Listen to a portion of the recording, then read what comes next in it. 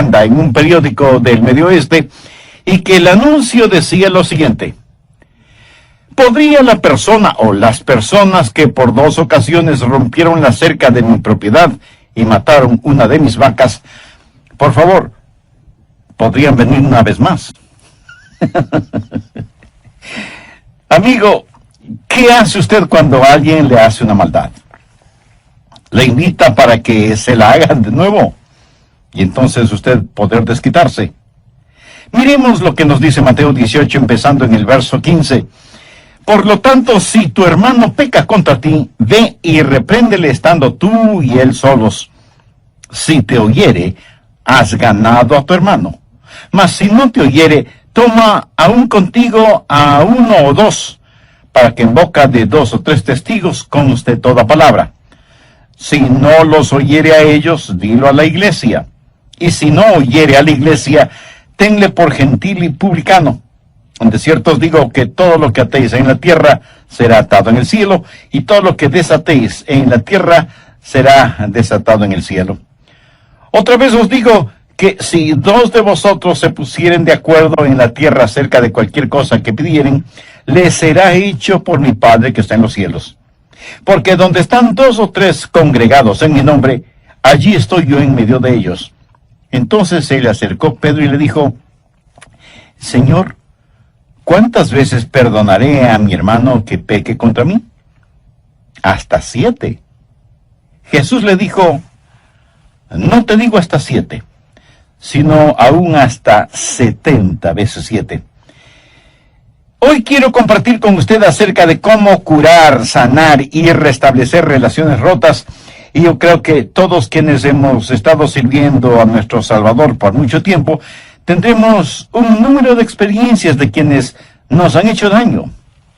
Y ese es un problema muy doloroso.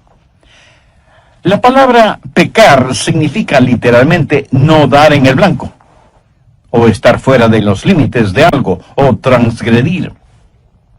Cuando alguien peca contra otra persona, está transgrediendo en la vida de esa persona.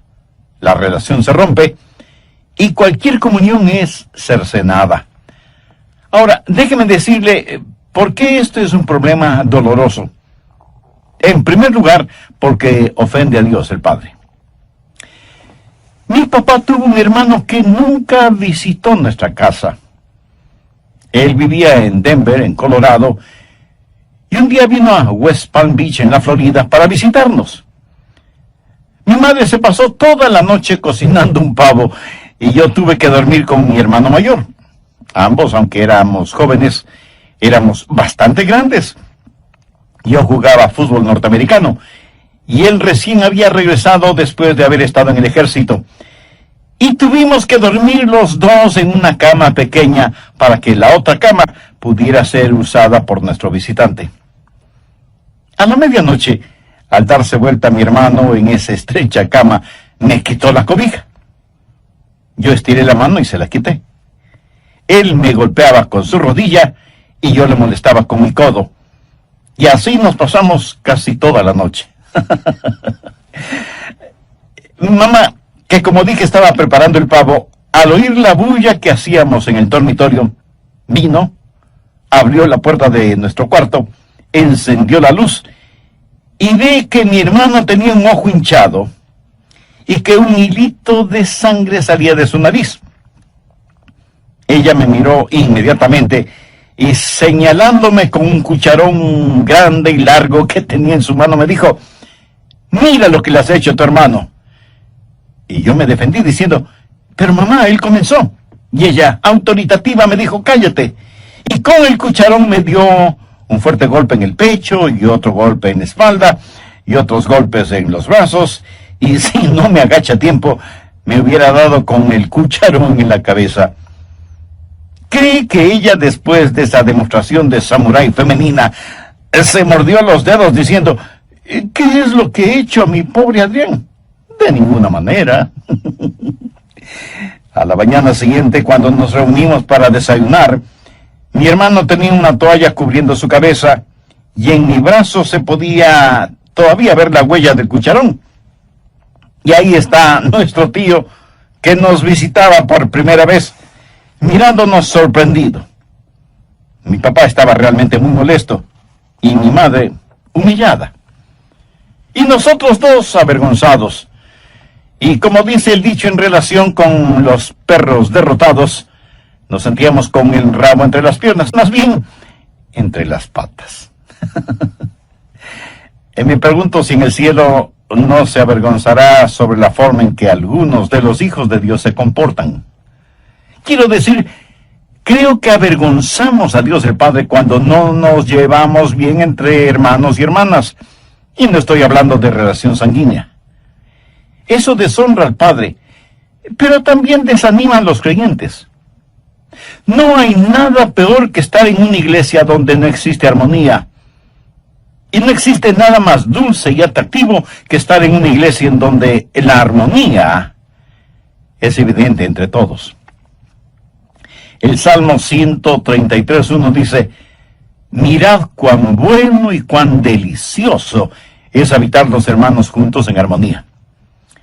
El Señor Jesús en el capítulo 17, verso 21 de Juan dice: para que todos sean uno como tú, oh Padre, en mí y yo en ti, que también ellos sean uno en nosotros, para que el mundo crea que tú me enviaste. ¿Se había percatado usted que la unidad entre los creyentes es una forma de evangelizar silenciosamente? Pero no solo que pleitos, contiendas y desunión deshonran al Padre y desaniman a los creyentes, sino que eso deleita a nuestro enemigo. Satanás ama realmente el ver que hermanos y hermanas en la fe no se llevan bien.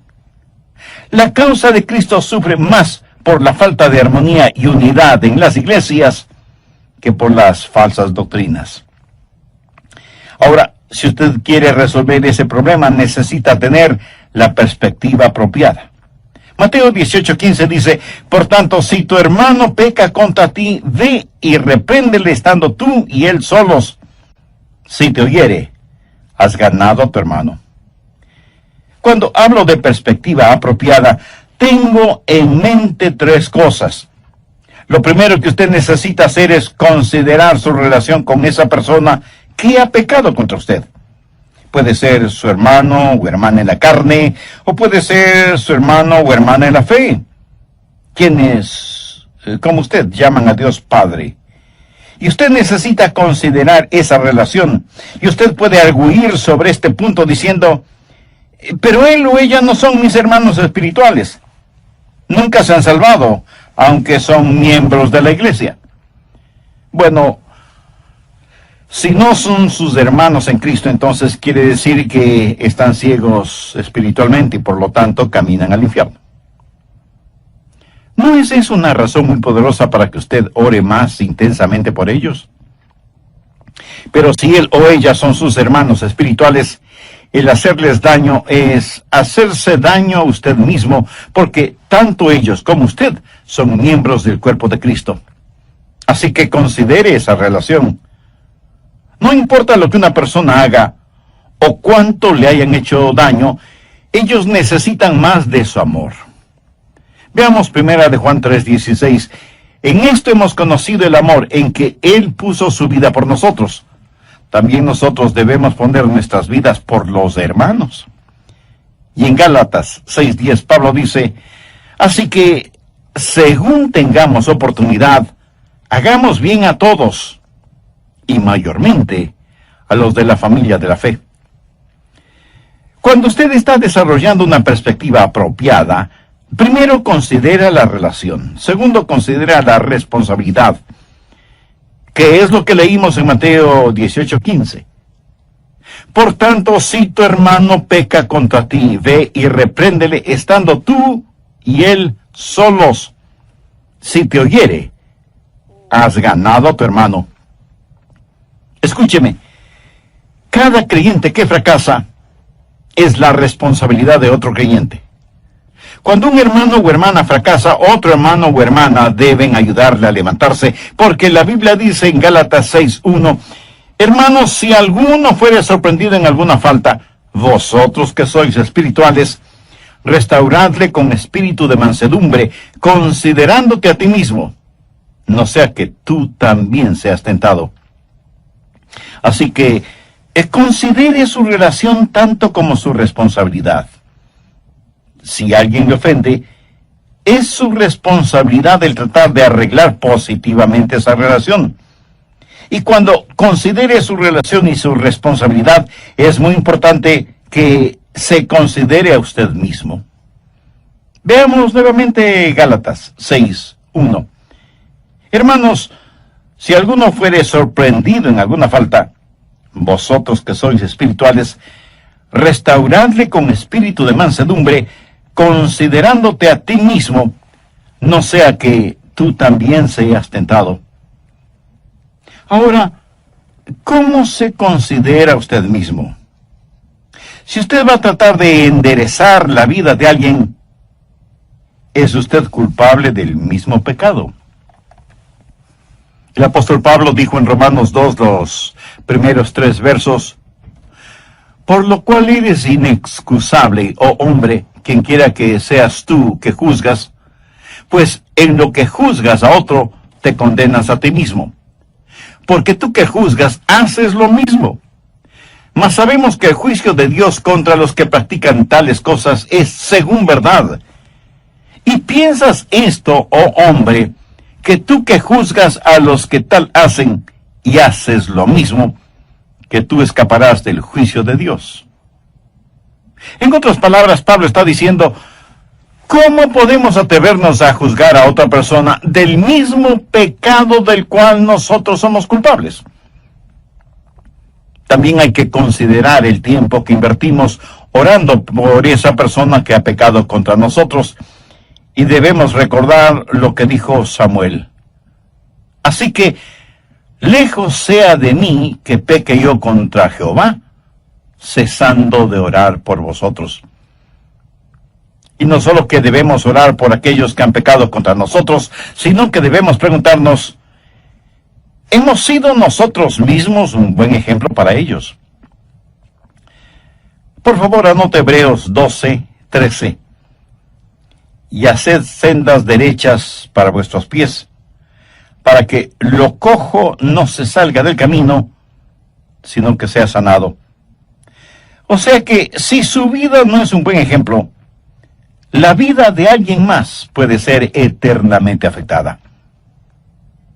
Hasta aquí le he hablado acerca de la perspectiva. Ahora quiero hablarle acerca del procedimiento. ¿Qué hacer? ¿Cuál es el procedimiento si alguien peca de alguna forma contra usted? En primer lugar, usted va a ver a esa persona.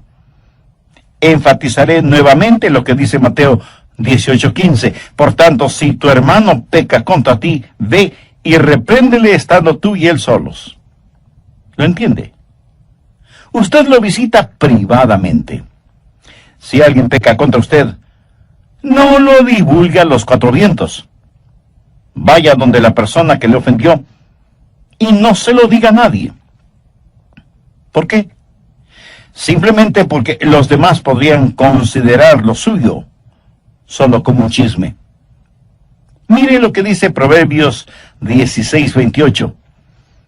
El hombre perverso levanta contienda, y el chismoso aparta a los mejores amigos. Y en Proverbios 25:9 leemos, trata tu causa con tu compañero, y no descubras el secreto a otro. Para ilustrar un poco más este punto, voy a usar nombres ficticios. Supongamos que Raúl ha pecado contra mí, o yo tengo la impresión de que él ha pecado contra mí. Así que yo voy a hablar con Raúl. Y no necesito decirle ni a Jaime, ni a Pedro, ni a nadie más que voy a hablar con Raúl. ¿Por qué? Porque bien pudiera ser que Raúl no pecó contra mí. A lo mejor yo pienso que lo hizo, y tal vez no estoy equivocado en mi manera de pensar, porque aunque no nos guste admitirlo, a veces podemos estar muy equivocados en cuanto a lo que pensamos que otras personas han hecho en contra de nosotros. A un pequeñito le invitaron a una fiesta de cumpleaños de uno de sus vecinitos. Su madre lo llevó y le advirtió al niño, mira Juanito, Le he pedido a la señora Pérez que si te portas mal, te mande de inmediato a casa, en donde tendré que castigarte, ¿me entiendes? Y el pequeñín contestó, sí, mami, te entiendo.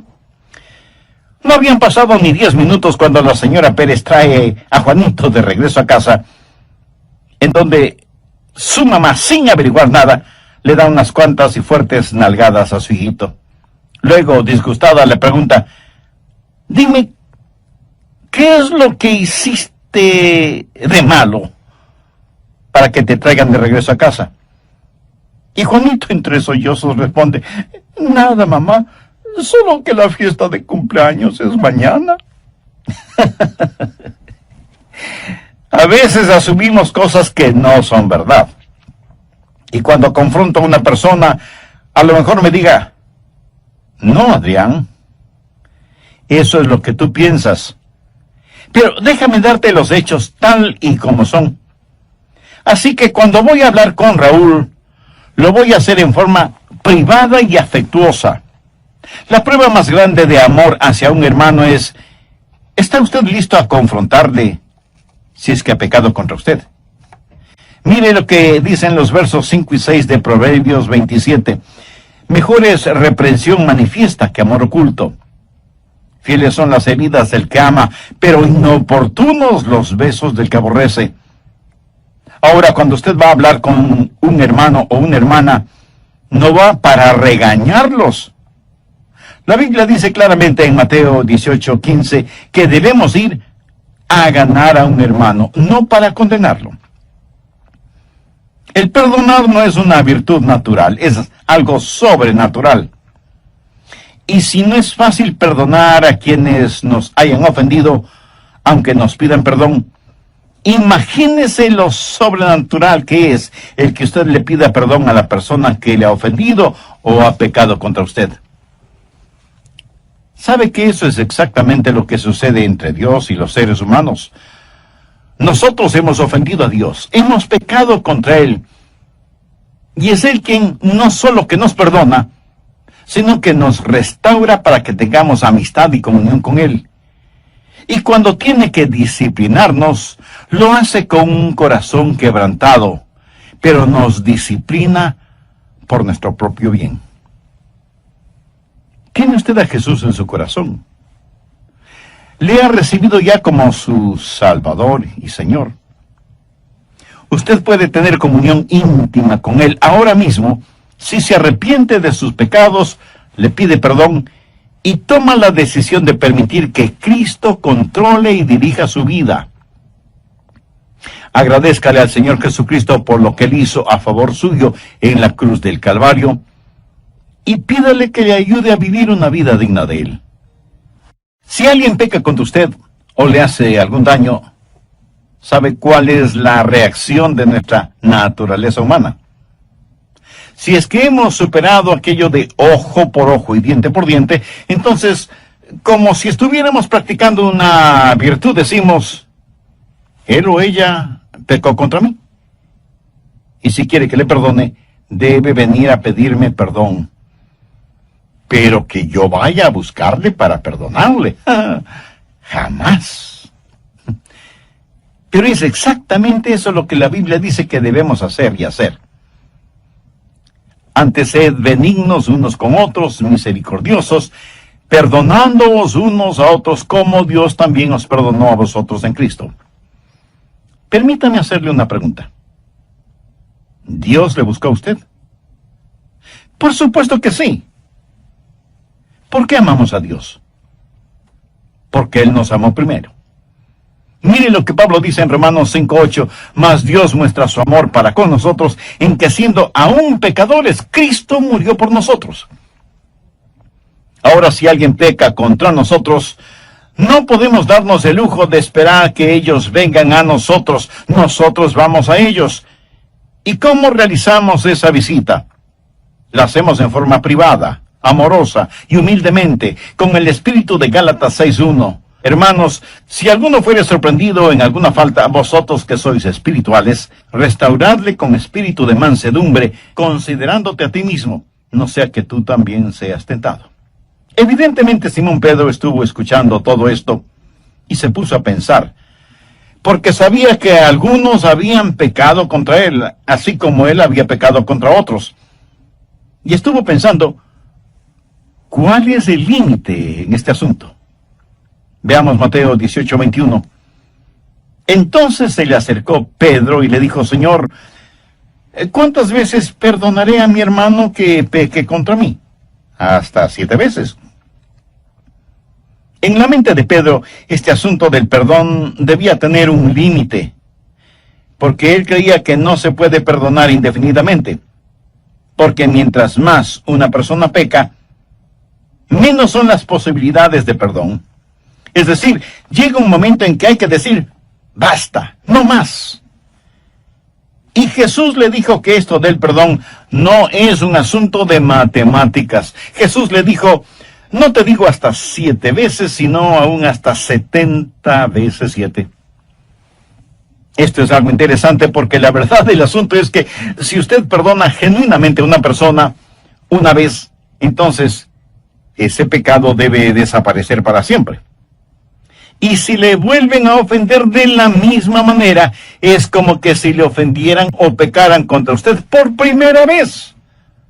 No será como la 4ª o 7ª vez, será como si fuera la primera vez. Y usted no mantiene una libreta de notas para anotar el nombre de las personas que pecan contra usted, qué clase de pecado fue y qué número fue. El amor, mi amigo, no mantiene archivos. Usted humilde y libremente perdona a su hermano o hermana antes de que la falta de misericordia infecte su vida. Y perdona completamente, totalmente. De paso diré que cuando usted va a una persona en busca de perdón, asegúrese de que es perdón lo que recibe. Porque una persona orgullosa podría decirle, oh, no tiene importancia, está bien, olvídalo. Usted debe decir, yo quiero que me perdones. El olvidar una ofensa solo será realidad cuando esa ofensa es perdonada. Cuando esa página en la relación con determinada persona es una página nueva y limpia, y no una página simplemente medio borrada. Debemos perdonarnos unos a otros como Dios en Cristo nos perdona a nosotros. Ahora, todo esto nos pone frente a un problema. ¿Qué si la persona no quiere escucharnos? ¿Cómo frecuentemente sucede? Y dirán, yo no te hice nada malo, o no necesito pedirte perdón ni necesito de tu perdón, o sí, hice lo equivocado y a ti qué te importa. ¿Qué hacer en casos así? Un nuevo elemento, la confirmación. Primero, visitación, segundo, restauración y tercero, confirmación. O sea, Mateo 18:16 entra en acción. Mas si no te oyere, toma aún contigo a 1 o a 2, para que en boca de 2 o 3 testigos conste toda palabra. Así que usted necesita a alguien que sirva de testigo para que 2 o 3 son necesarios para testificar y confirmar, porque usted podría estar equivocado y la otra persona tener la razón. Todos tenemos nuestros puntos ciegos. Yo los tengo. Todos los tenemos. Ahora Jesús no habló de agentes secretos cristianos. Las personas que le acompañen no van para testificar contra la otra persona, sino a tratar de ganar a la otra persona. Pero suponga que esa persona tiene oídos sordos, y aunque usted ha ido a él o ella en forma privada, con una actitud amorosa y humilde, pero esa persona no le escucha, entonces usted busca la ayuda de amigos espiritualmente maduros para que le acompañen y sean testigos de que la persona involucrada no quiere escuchar. Después de que esa visitación y confrontación no tuvo éxito, ¿qué hacer? Bueno, usted pone el asunto en conocimiento de la iglesia porque ya se vuelve un asunto sumamente serio. Busque Mateo 18:17. Si no les oyere a ellos, dilo a la iglesia. Y si no oyere a la iglesia, tenle por gentil y publicano. El asunto está ahora frente al liderazgo de la iglesia y la persona será confrontada por los líderes espirituales.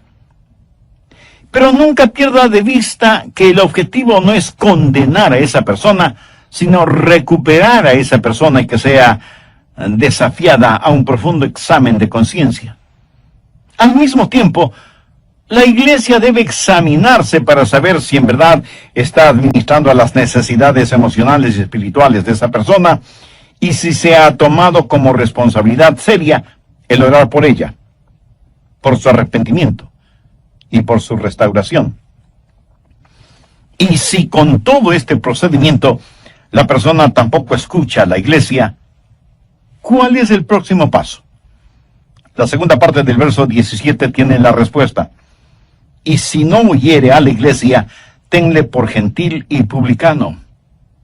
Eso en lenguaje sencillo significa hay que excomulgarlo.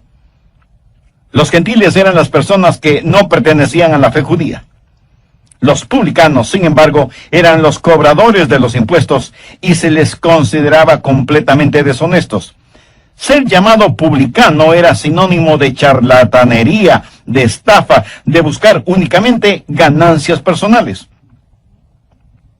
A esa persona que no quiere escuchar a nadie, es necesario decirle: usted no puede seguir viviendo de esa manera, trayendo deshonor al Padre, contención entre los hermanos y deleitando al enemigo, y sin embargo pretender estar en comunión con esta iglesia. Pablo, escribiendo a los tesalonicenses, les dice: si alguno no obedece a lo que decimos por medio de esta carta, a ese señaladlo y no os juntéis con él, para que se avergüence. Mas no lo tengáis por enemigo, sino amonestadle como hermano. No hay que seguir teniendo comunión con él y hacerle sentir como que aquí no ha pasado nada. Hay que llamarle la atención con amorosa solicitud. Hay que orar por él. Pero de ninguna manera se le puede permitir que siga deshonrando el nombre de Dios ni el testimonio cristiano de los demás. En la iglesia de Corinto hubo un hombre que tenía una relación incestuosa. De hecho, tenía relaciones sexuales con la mujer de su padre, o sea, su propia madrastra. Esa era una cosa horrible. Tanto que Pablo dijo que eso no se veía ni siquiera entre los paganos. Busque 1 Corintios 5:5, en donde el apóstol, en referencia con este asunto, dice: el tal se ha entregado a Satanás para destrucción de la carne, a fin de que el espíritu sea salvo en el día del Señor Jesús. Lo que eso significa es que Dios quita su manto de protección sobre esa persona que ha estado sirviendo más al diablo que a Dios, y debe ser separado de la comunión fraternal, no porque no le amemos, sino precisamente porque la amamos. Aquí se está hablando de la destrucción de la carne, o sea, del cuerpo físico, de la naturaleza carnal, para que la naturaleza espiritual pueda subsistir. Pablo también tuvo que enfrentar otra situación. Busque 1 Timoteo 1:20, de los cuales son Himeneo y Alejandro, a quienes entregué a Satanás, para que aprendan a no blasfemar. Estos dos hombres habían sido miembros de esa fraternidad, pero habían estado viviendo en el pecado de la blasfemia. Personas en estas categorías deben ser excomulgadas y dejadas fuera de la comunión fraternal. Pero ponga mucha atención a lo siguiente. Esto debe ser hecho como último paso, como el último recurso, o sea, después que todos los demás pasos previos y bíblicos no han dado ningún resultado con esa o esas personas, hombres o mujeres. No es cuestión de saber que alguien ha fallado en algo y privarlo de la comunión, porque todos nosotros fallamos de alguna forma alguna vez. Todos nosotros.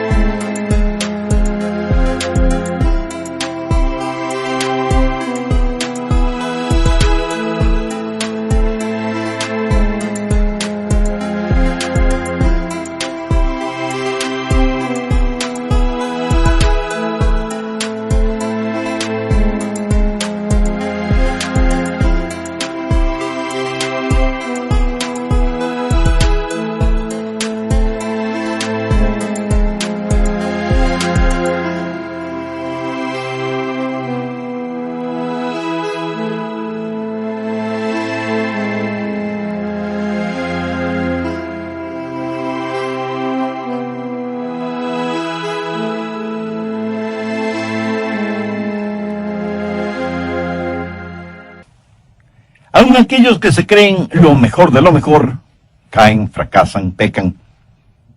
Y recuerde que la iglesia no es un museo donde se exhiben los santos, más bien es un hospital para los pecadores. Una versión parafraseada de Romanos 14:1 dice: recibe a un hermano en la iglesia, aunque él casi no crea que Cristo pueda salvarle. Debemos aceptar a los bebés en Cristo, a los débiles en la fe, a quienes tropiezan y pecan, y debemos amarles, confrontarles, ayudarles y edificarles. No excluirles simplemente porque han caído, pues porque han caído necesitan más de la iglesia. Pero de lo que se está hablando en este pasaje es de una persona recalcitrante, necia, obstinada. Una persona que dice: no voy a cambiar. Escojo esta manera de vivir, ese es mi estilo de vida. Repudio el amor que me muestran. Quiero transitar por mi propio camino. No escucharé a ningún hermano que venga a mí. No haré caso de los testigos que le acompañen. No escucharé a la iglesia que me ha desafiado. Entonces, con el corazón quebrantado, tendremos que decir a esa persona: hermano o hermana, lo sentimos profundamente, pero no puede continuar viviendo de esa manera y teniendo comunión en la iglesia. Usted mismo se ha vuelto como un gentil y publicano. Entonces, ¿qué hacer con una persona así? Primero, la ama y trata de ganarla para Cristo. Pero no le permitimos que vierta su veneno en la congregación. No podemos, no debemos permitir a esa persona herir, distorsionar y vilipendiar la causa de Cristo. Así que, si alguien ha pecado contra usted, no haga eso un asunto de chisme. No venga a decirme a mí lo que esa persona le ha hecho. Vaya usted donde esa persona, ore y vaya con amor, humildad y gentileza y trate de ganar a su hermano o hermana. Si no le escuchan, busque que le acompañen 2 o 3 hermanos de confianza, espiritualmente maduros, y vuelvan donde esa persona. Si él o ella no les escucha, traiga el asunto al conocimiento de la iglesia y que la iglesia los confronte. Y si tampoco escuchan a la iglesia, aunque se nos quebrante el corazón, debemos tratar a esas personas como si nunca ellas hubieran conocido a Jesucristo como su Salvador y Señor. Pero recuerde, ese es el último paso, el último recurso. El primer paso siempre debe ser tratar de restaurarles y traerles de regreso al redil. Hace años, y cuando era pastor en una iglesia, les dije a los diáconos que no estaba satisfecho con la forma en que se practicaba la disciplina bíblica en esa iglesia. De paso, debo decir que se debe practicar disciplina bíblica en las iglesias cristianas, si es que como creyentes e iglesias cristianas queremos ser de impacto y ejemplo en el mundo. Creyentes e iglesias santos. Pero tampoco queremos una iglesia en donde los miembros piensen que son mejores que otras personas. No debemos ser parte de una iglesia que no da cabida a quienes han caído y están heridos emocional y espiritualmente. Queremos iglesias que al orar puedan decir: Dios, envíanos un avivamiento. Que tengan la absoluta seguridad de que Dios no les dirá: si quieren avivamiento, primero limpien sus vidas y no sigan practicando cosas que yo claramente he prohibido en mi palabra. Como iglesia,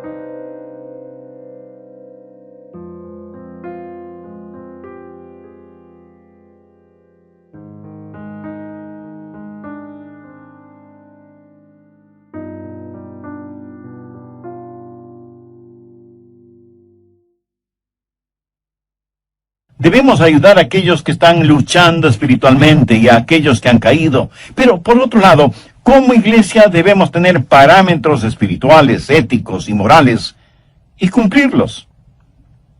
En nuestros días, muchas iglesias, en vez de ser un aprisco, se han convertido en un zoológico en donde todos entran, pero nadie sale. El Señor Jesucristo no nos deja divagando por aquí o por allá. No nos deja solos y sin esperanza. Y en su palabra nos enseña cómo debemos comportarnos como creyentes, cómo amar a otros y cómo perdonar y restaurar la vida espiritual de hermanos y hermanas en la fe. Y nos ha dado no solamente las herramientas espirituales y emocionales para que podamos ayudar a aquellos que emocionalmente han fracasado, sino que también nos ha dado un corazón sensible y celoso por la santidad y pureza de su iglesia, para que no seamos apáticos cuando veamos cosas que podrían dañarla, contestar al Espíritu Santo o causar que los no salvos tropiecen por nuestro testimonio. Amiga, amigo, ¿le ha entregado su corazón al Señor Jesucristo? ¿Le ha recibido como su Salvador? Si aún no lo ha hecho, ¿no le gustaría hacer esa decisión? Recuerde que para ser salvo debe guiar en el Señor Jesucristo. Jesús murió por usted en la cruz del Calvario, y usted debe recibirle por fe en su corazón. Si usted, quien quiera que sea, o donde quiera que esté, y si esté escuchando este programa, ore una oración como la que yo voy a orar. Lo puede hacer en voz alta o en voz baja, pero diga esta oración con sinceridad, en la intimidad de su ser. Recuerde, lo que voy a decir es solo una guía. Querido Dios, y por amarme a pesar de mis pecados, sé que mi pecado merece tu justicia, pero vengo en busca de tu gracia y tu misericordia. Señor Jesús, te agradezco que tú sacrificaste tu vida en la cruz y derramaste tu preciosa